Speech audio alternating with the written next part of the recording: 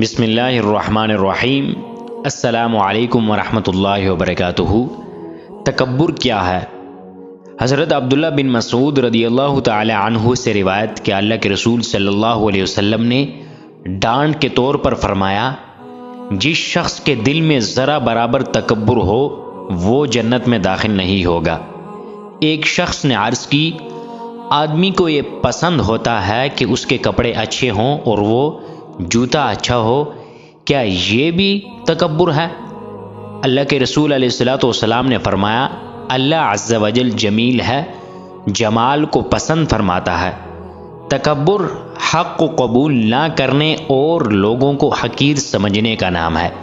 اس حدیث مبارکہ کے پیش نظر اچھا لباس، اچھا جوتا پہننا تکبر نہیں، بلکہ اللہ تعالیٰ کا شکر ادا کرنے وغیرہ اچھی نیت سے ہو تو پسندیدہ ہے۔ تاہم